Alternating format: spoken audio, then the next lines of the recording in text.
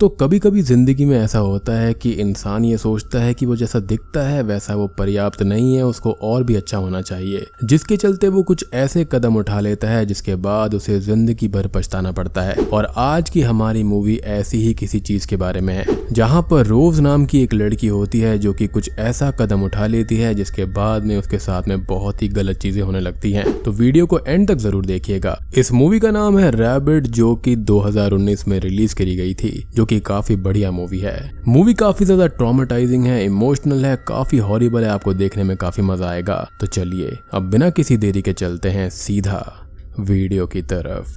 तो मूवी की स्टार्टिंग में हम देखते हैं रोज नाम की लड़की को, जो कि हड़बड़ी में अपने ऑफिस की तरफ जा रही थी। ऑफिस जाते हुए ट्रैफिक की वजह से उसे ऑफिस पहुंचने में लेट हो जाता है, जिसकी वजह से उसके बॉस उसके कलीग्स के सामने उसकी इंसल्ट करते हैं, जिससे कि रोज और उसकी बेस्ट फ्रेंड चेल्सी बिल्कुल भी खुश नहीं थे। रोज यहाँ पर एक एवरेज गर्ल थी जो कि अपने लुक्स को लेकर काफी इंफीरियर फील किया करती थी। अब अगले सीन में रोज लंच कर रही होती है कि तभी वहां पर उसका एक कलीग ब्रैड आता है, जो कि उसको डेट के लिए इन्वाइट करता है। रोज इस बात से काफी शॉक्ड हो जाती है क्योंकि ब्रैड एक हैंडसम लड़का था, लेकिन एंड में वो उसके डेट वाले ऑफर को एक्सेप्ट कर लेती है। अब उसके जाते ही चेल्सी वहां पर आती है, जिसको रोज अपनी डेट के बारे में बताती है और इस चीज को सुनकर वो काफी खुश होती है। अब शाम को रोज क्लब में पहुंचती है, जहां पर ब्रैड उसका इंतजार कर रहा होता है। क्लब में उसे उसका बॉस भी दिखाई देता है, जिसको वो इग्नोर कर देती है ताकि वो फिर से ह्यूमिलिएट ना हो पाए। तभी ब्रैड रोज को किस करता है, विच शोज की रोज के लिए वो फील करता था। जिसके बाद में वो वॉशरूम जाती है, जहां पर दो और लड़कियां उसके अगेंस्ट में बात कर रही थी। उन्हीं बातों के बीच में हमको ये पता चलता है कि ब्रैड अपनी मर्जी से उसके साथ डेट पर नहीं आया था, बल्कि ये सब उसकी फ्रेंड चेल्सी के कहने पर हुआ था। वहां पर हमको ये भी पता चलता है कि रोज की फैमिली एक कार एक्सीडेंट में मारी गई थी। अब ये बात जैसे ही रोज को पता चलती है, वो दुखी होकर क्लब से बाहर जाने लगती है, जहां पर उसकी दोस्त भी उसको रोकती है, लेकिन वो उससे बहुत ही ज्यादा अपसेट हो गई थी। वो क्लब से बाहर निकलकर अपने स्कूटर पर घर की तरफ जाने लगती है, लेकिन अचानक से ही बीच में उसका एक कार से एक्सीडेंट हो जाता है। चेल्सी ये सब देखकर बहुत डर जाती है और जल्दी से वो रोज को हॉस्पिटल लेकर जाती है। हॉस्पिटल में कुछ समय तक सर्जरी चलने के बाद में जब रोज को होश आता है तो वो अपना चेहरा देखने का डिमांड करती है, लेकिन जैसे ही वो अपना चेहरा देखने आती है तो उसको दुख होने लगता है और वो रोने लगती है, क्योंकि एक्सीडेंट की वजह से उसकी साइड का जो जॉ था ना, वो पूरी तरह से डिस्प्लेस हो गया था, विच वॉज वेरी हॉरिफाइंग।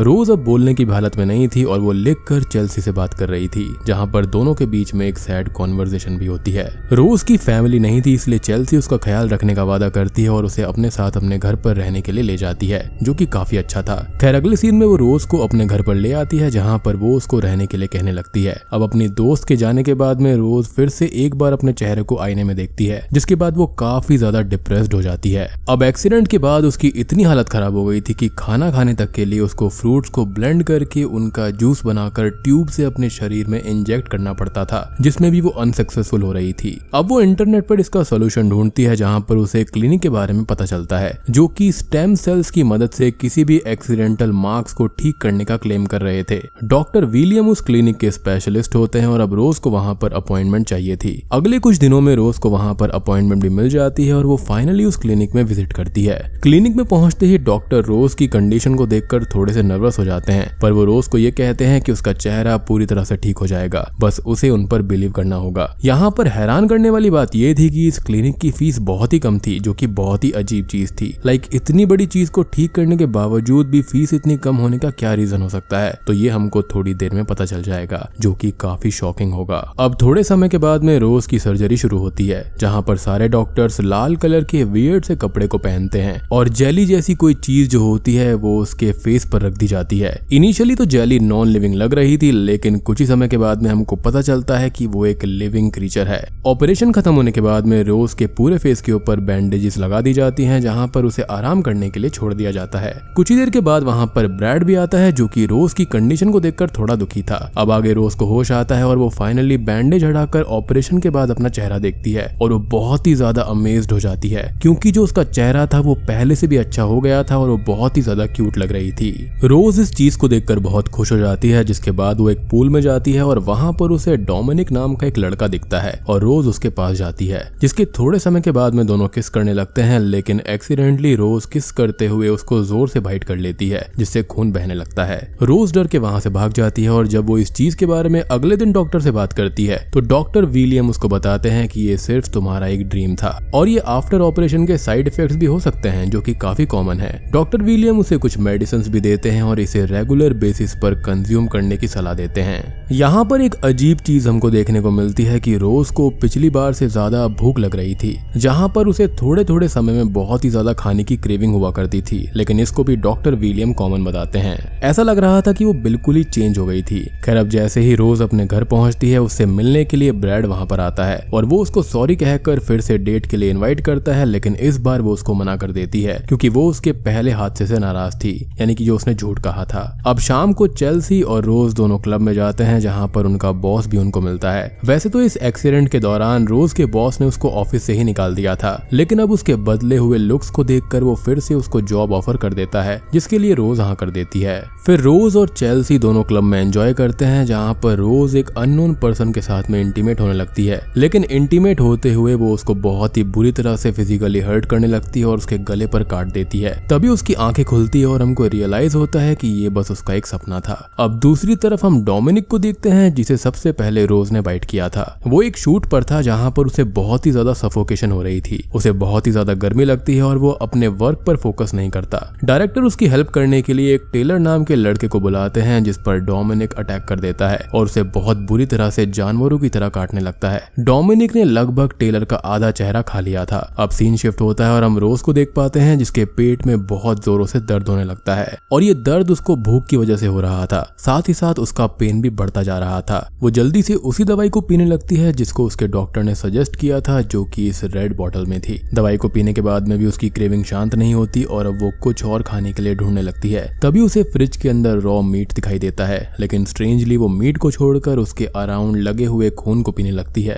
रोज अब अपनी इस कंडीशन को जस्टिफाई नहीं कर पा रही थी और अब उसे डर लगने लगता है। तभी शाम को वो क्लब के अंदर एक बिली नाम के लड़के को सेड्यूस करती है, जहां पर वो उसकी कार में जाकर इंटीमेट होने लगती है, लेकिन इंटीमेट होते समय रोज फिर से काफी अग्रेसिव होकर उस आदमी को काटने लगती है, जहां पर वो उसकी नेक को बहुत ही बुरी तरह से बाइट कर देती है। अब ये सारी चीजें उसके कंट्रोल में नहीं थी, इसलिए वो फिर से डॉक्टर को विजिट करने का फैसला करती है। अब दूसरी तरफ हमको टेलर को दिखाया जाता है, जिसे डोमिनिक ने बाइट किया था और डोमिनिक को रोज ने पहले किस करके बाइट किया था।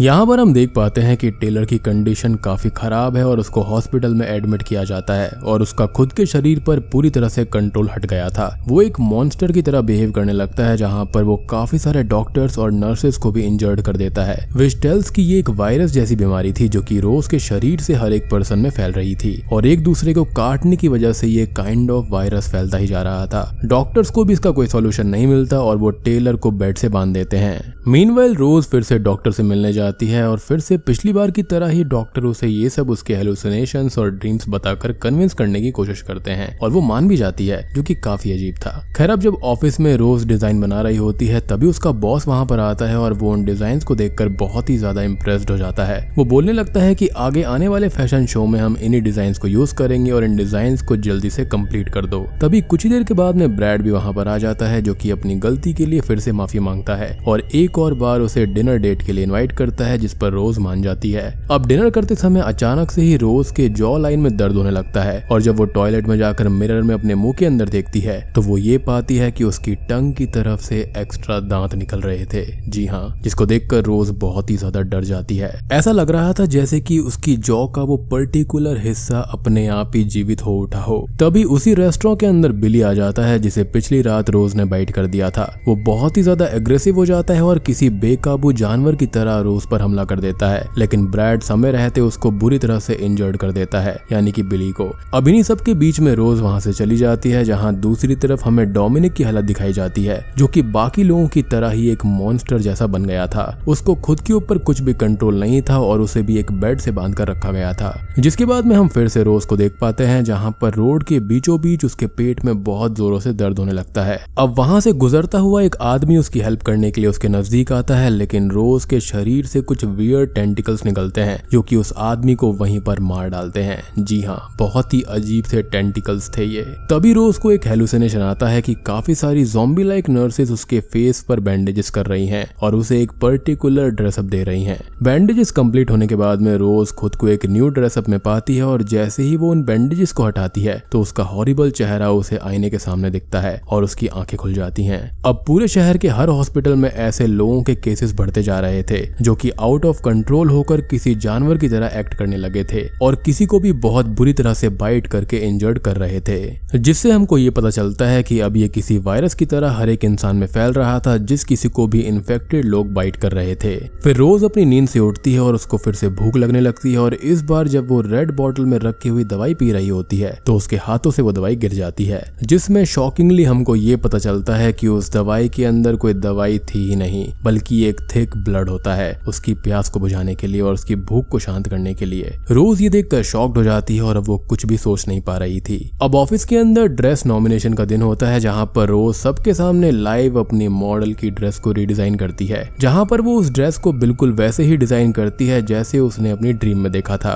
और ये ड्रेस उसके बॉस को बहुत पसंद आता है और उसकी ड्रेस को रैंप वॉक के लिए अप्रूव भी कर दिया जाता है, जिस पर रोज और चेल्सी दोनों ही बहुत खुश थी। यानी कि जहाँ पर उनको कोई इज्जत नहीं मिल रही थी वहाँ पर रैंप वॉक के लिए उसकी ड्रेस सेलेक्ट हो गई थी, जो कि बहुत ही बड़ी बात थी। यानी कि एक शायर लड़की से इतनी अच्छी लड़की हो जाना एक बहुत ही बड़ी बात थी उसके लिए। और ये मूवी मात्र किसी लिविंग क्रीचर या फिर ब्लड थ्रस्टिंग क्रीचर्स की नहीं है, बल्कि यहाँ पर यह भी दिखाया गया है कि एक शाय इंट्रोवर्ट लड़की जो थी उसकी ट्रांसफॉर्मेशन किस तरह से हुई है। यहीं पर अब ब्रैड से बात करते हुए रोज ये कहती है कि उसको नहीं पता कि वो उस दिन अपने घर पर कैसे पहुंची थी, जिस पर ब्रैड ये कहता है कि उसने ही उसे घर पर ड्रॉप किया था, यानी कि वो वाला दिन जहाँ पर उसने अपने टेंटिकल से उस राह चलते व्यक्ति को मार डाला था। अब उसको यहाँ पर ये चीजें थोड़ी सी अनएक्सेप्टेबल लगती हैं क्योंकि रोज को ऐसा कुछ याद ही नहीं था। अब इसके बाद में रैंप वॉक वाला दिन आ जाता है जहाँ पर सारे मॉडल्स आए हुए थे। रोज जैसे ही उस जगह पर पहुंचती है उसे डॉक्टर विलियम का कॉल आता है जो कि उसको कहते हैं कि उसको जल्दी से जल्दी हॉस्पिटल को फिर से विजिट करना होगा। पर यह दिन रोज के लिए बहुत ही खास था, इसलिए वो ये कहती है कि मैं अभी वहां पर नहीं आ सकती और मैं इस चीज के बारे में सोचूंगी। वहां पर अब तक चेल्सी भी आ जाती है जो कि ये कहती है कि उसे आते हुए किसी पागल औरत ने काट लिया है और अब हम देख पाते हैं कि चेल्सी की भी हालत बिल्कुल डोमिनिक जैसी हो रही थी, यानी कि उसको भी किसी इन्फेक्टेड पर्सन ने ही काट लिया था। यानी कि उसे भी बहुत ज्यादा गर्मी लग रही थी, उसे बहुत ही ज्यादा स्ट्रेस फील हो रहा था।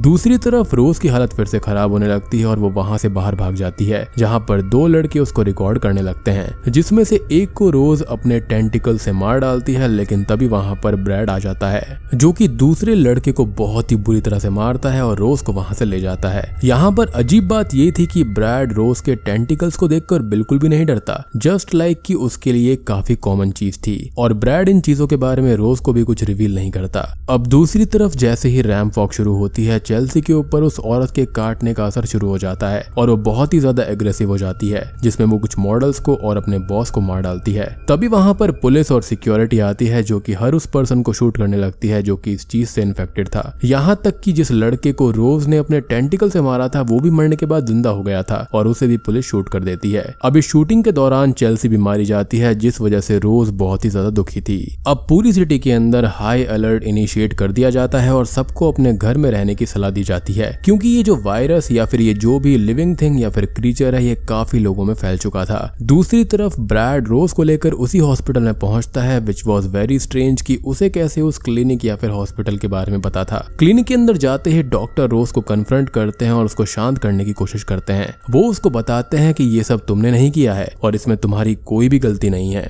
डॉक्टर बताता है कि तुम इसकी ऑफिशियल क्रिएटर तो नहीं हो, लेकिन तुम इस चीज को एंड कर सकती हो, जिसके लिए तुम्हें मेरे साथ चलना होगा। अब तभी वो ब्रैड और रोज को एक कमरे में लेकर जाता है और उनको ट्रिक करके उसी कमरे में बंद कर देता है। कमरे में एक वियर्ड सी औरत होती है जिसके पूरे शरीर पर टेंटिकल्स निकले हुए थे और वो ऑलमोस्ट किसी दूसरी दुनिया की ही ज़ॉम्बी लग रही थी और वो दीवार से जुड़ी हुई थी। और दोस्तों अभी यहाँ पर खुलते हैं इस मूवी के असली पत्ते। डॉक्टर बताता है कि ये कोई और नहीं बल्कि उसकी खुद की बीवी है और जब वो कैंसर की आखिरी स्टेज में चल रही थी तो उन लोगों ने पूरी की पूरी होप छोड़ दी थी और वो हेल्पलेस हो गए थे। तब उसकी वाइफ ने अपनी बॉडी इस क्रीचर को डोनेट कर दी, जिसकी वजह से इसके मॉर्टल कैंसर ने एक्चुअल में इसको इमॉर्टल बना दिया। यानी कि यहाँ पर डॉक्टर विलियम ने इस कैंसर के ऊपर अपनी रिसर्च वगैरह करी और इसको म्यूटेट कर दिया, जिस वजह से उसकी बीवी बच तो गई लेकिन वो इस भयानक क्रीचर में ट्रांसफॉर्म हो गई थी। और कहीं ना कहीं अब रोज भी इसी चीज में ट्रांसफॉर्म हो रही थी, बल्कि ये चीज जो थी ना ये बहुत ही तगड़े लेवल पर फैल गई गई थी और इस चीज को डॉक्टर ने ट्रांसमिसिबल बना दिया था। खैर यहाँ पर डॉक्टर ये भी रिवील करता है कि ब्रैड को भी उसने ही रोज के ऊपर नजर रखने के लिए कहा था,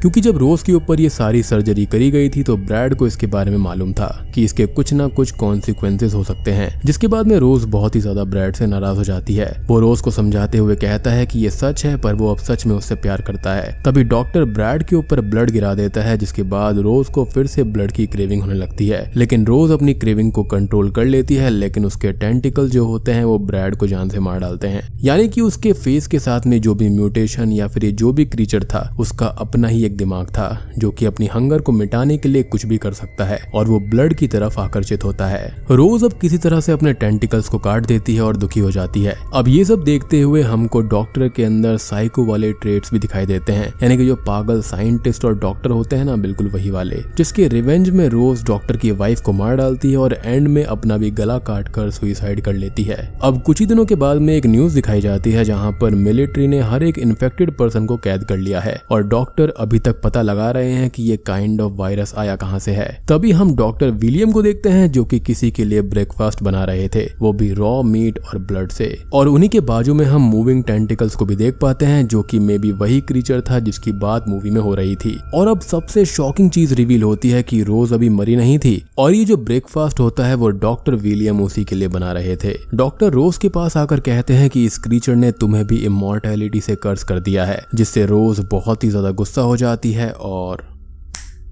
बूम, ये मूवी यहीं पर खत्म हो जाती है। तो दोस्तों ये थी रैबिट मूवी की कहानी। उम्मीद करता हूँ कि आपको ये पसंद आई होगी। अब बात करें इस मूवी के अंदर ये हुआ क्या है, तो ये काइंड ऑफ एक म्यूटेशन है जो कि इस डॉक्टर के एक्सपेरिमेंट की वजह से हुई है। मेरे ख्याल से यहाँ पर डॉक्टर ने कैंसर सेल्स को म्यूटेट किया होगा, जिसकी वजह से ही ये टेंटिकल्स या फिर ये क्रीचर बना है, जो कि मेरे ख्याल से किसी भी ह्यूमन के अंदर किसी भी टाइप की चीज को ठीक तो कर सकता है, लेकिन बदले में उसको ब्लड और रॉ मीट चाहिए ताकि वो अपनी ताकत से ह्यूमन सेल्स को फिर से रीजनरेट कर पाए। डायरेक्टर ने यह भी बताया है कि इसके अंदर जो क्रीचर है वो काइंड ऑफ वैम्पायर से सिमिलर है, यानी कि इसके अंदर वैम्पायरिज्म के एक अलग ही कॉन्सेप्ट को दर्शाया गया है, एक अलग तरह से इसको दिखाने की कोशिश करी गई है। ये एक ऐसा लिविंग क्रीचर है जो कि वायरस की तरह एक्ट करता है और ये जिस पर्सन टू पर्सन फ्लो होता है उसके अंदर वैम्पायर जैसे ट्रेट्स आने लगते हैं। जैसे कि रोज के अंदर जो उसकी जीभ थी उसके खुद के ही टीथ आ गए थे और जिस इंसान के अंदर भी ऐसा होता है वो काफी ज्यादा एग्रेसिव हो जाते हैं, उसे ब्लड की बहुत ही ज्यादा क्रेविंग होने लगती है,